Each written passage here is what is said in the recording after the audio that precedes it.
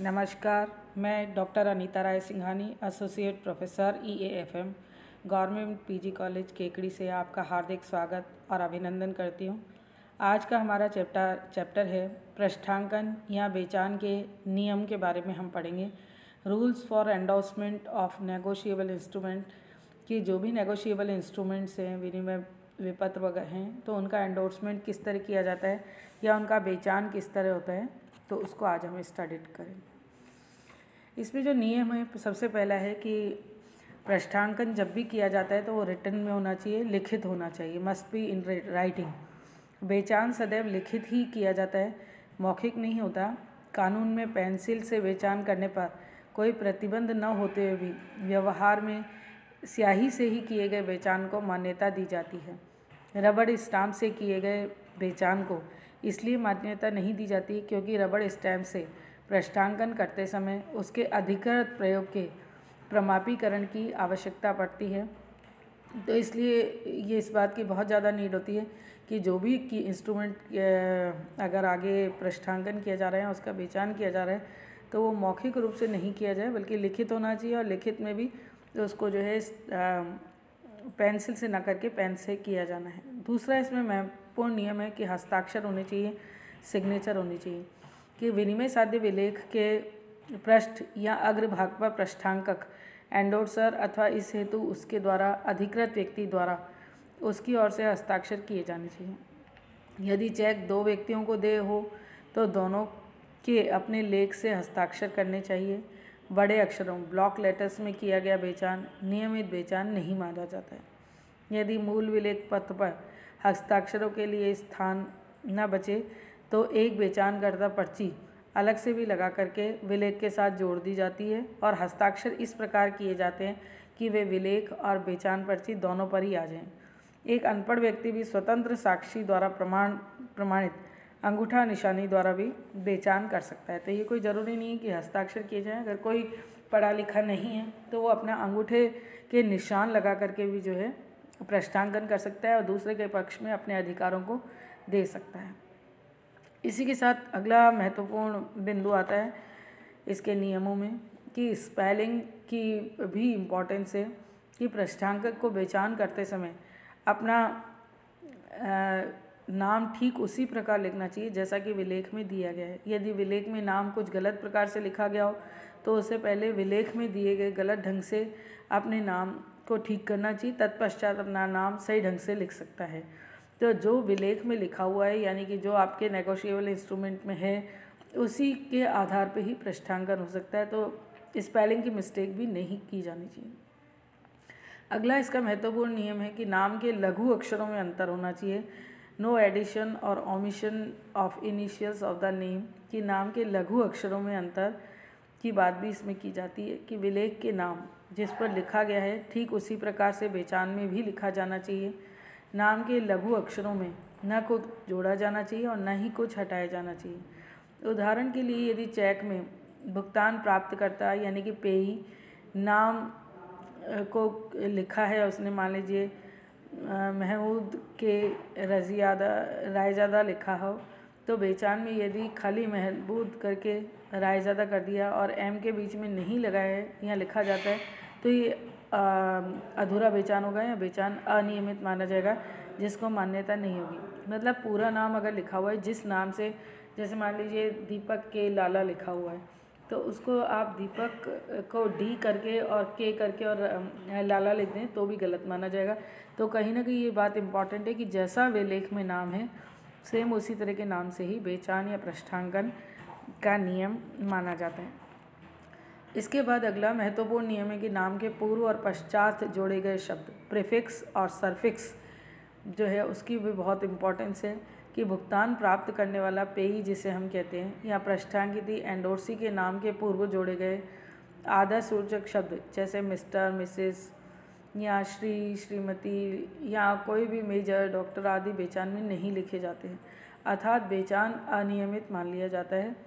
पृष्ठांकक endorser अपनी उपाधि और ओहदे यानी कि कोई भी उसको टाइटल मिला हुआ है, कोई भी रैंक मिला गया है तो उसका उल्लेख अपने हस्ताक्षर करने के पश्चात तो कर सकता है, पर नाम से पहले वो जोड़ करके उसको प्रश्नांकन नहीं कर सकता है, उसको बेचान नहीं कर सकता है। तो ये बात बहुत महत्वपूर्ण होती है। ज़्यादातर जो बेचान गलत हो जाते हैं या अनियमित हो जाते हैं उसके पीछे रीज़न ये होता है कि जनरली मिस्टर मिसेस या डॉक्टर आदि लिख करके उसको बेचान कर दिया जाता है, श्री लगा करके बेचान कर दिया जाता है, तो वो इसमें अनियमितता की श्रेणी में माना जाता है। अगला इसका नियम है एंडोर्समेंट का कि विवाहित महिला द्वारा कुल नाम परिवर्तन, change of surname after marriage, यदि कोई चेक किसी अविवाहित लड़की के नाम से लिखा गया है और प्रश्नांकन करने के समय वह अपना कुल नाम बदल लेती है और वह अपना नया नाम लिखने के साथ विवाह पूर्व कुल का नाम भी लिखेगी, तो उसको एंडोर्समेंट करते समय दोनों नामों को मेंशन करना होगा, विवाह पूर्व नाम को और विवाह पश्चात के नाम को भी उसको देख करके ही प्रश्नांकन करना होगा, अन्यथा वह भी अनियमित की श्रेणी में आ जाता है। तो इस नियम को भी एक बहुत ध्यान में रखा जाना चाहिए कि किस तरीके से बेचान किया जाना है। कई बार ये होता है कि नाम के पहले या बाद में कोई शब्द जोड़ दिए जाते हैं तो भी जो है उसका एंडोर्समेंट प्रॉपर नहीं माना जाता है और एंडोर्समेंट की गलतियां मान करके जो है उसके बेचान कर भी दिया जाता है अगर, तो समय पर फिर उसका भुगतान नहीं हो पाता है।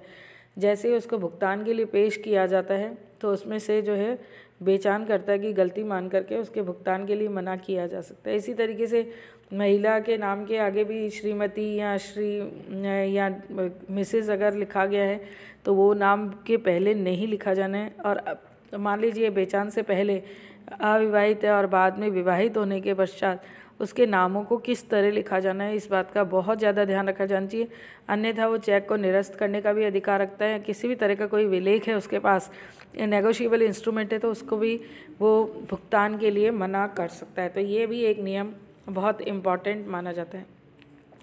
इसी के साथ ही एक साझेदारी फर्म की बात अगर हम करें तो साझेदारी फर्म की ओर से भी फर्म का अधिकृत कोई साझेदार या प्रबंधक ही इसका बेचान कर सकता है और उसको भी इसका कोई अधिकार मिला हुआ है। तो जैसे मान लीजिए साझेदारी फर्म का जो स्वामी है वो अपने किसी व्यक्ति को या किसी अन्य अधिकृत साझेदार को या प्रबंधक को, मैनेजर को जो है ये कार्य करने के लिए अनुमति दे सकता है, पर यह भी लिखित अनुमति होती है और सारे पार्टनर्स की सहमति होने पर।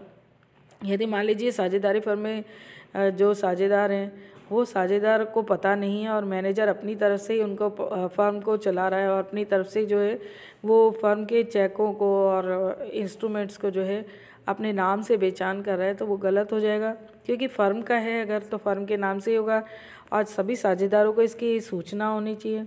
और कोई अधिकृत साझेदार, या तो वो सभी साझेदार या उनमें से कोई एक जिसे अधिकृत इसका अधिकार दिया गया है वो ही इसका प्रश्नांकन या बेचान कर सकता है। और अगर मान लीजिए अगर अधिकृत कोई साझेदार नहीं है तो साझेदारों द्वारा मिलकर के किसी प्रबंधक को या किसी व्यक्ति को इसका निम्नानुसार बेचान या प्रश्नांकन करने का अधिकार दे दिया जाता है।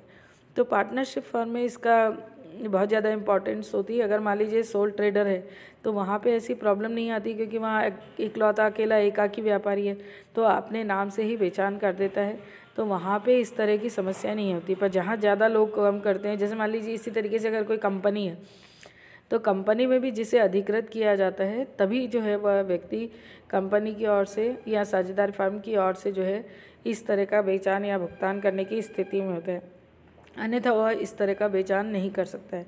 तो प्रश्नांकन या बेचान करते समय कई सारे नियमों को ध्यान रखना होता है। तो एक बार और इन नियमों को अपन देख लेते हैं कि ये प्रॉपरली रिटर्न होना चाहिए और ये जो है उसके आगे के भाग पर भी लिखा जा सकता है या उसके पृष्ठ भाग पे लिखा जा सकता है, अलग से पेपर लगा करके भी किया जा सकता है, पर फिर हस्ताक्षर इस तरह किए जाने चाहिए कि वो विलेख के ऊपर भी आएँ और दूसरे जो अलग स्लिप लगाई गई है उसके ऊपर भी आ जाएं।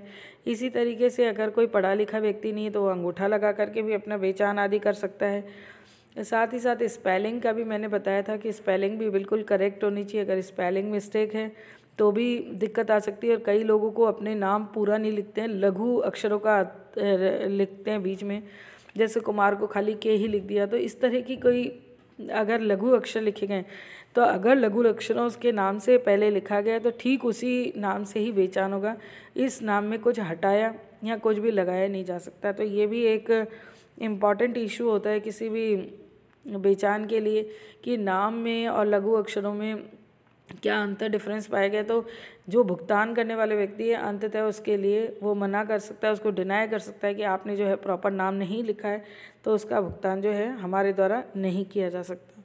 इसी तरीके से ये भी बहुत ध्यान देने की बात है कि पूर्व में और पश्चात में जोड़े के शब्दों का ध्यान रखा जाए। अगर विवाहित महिला है, विवाह पश्चात वो कर रही है उसका तब भी ध्यान दिया जाए। अगर कोई कंपनी है, साझेदारी फर्म है, तो भी ध्यान रखा जाना चाहिए कि बेचान कोई अधिकृत व्यक्ति ही करेगा, कोई और व्यक्ति जो है उसकी तरफ से बेचान नहीं कर सकते हैं।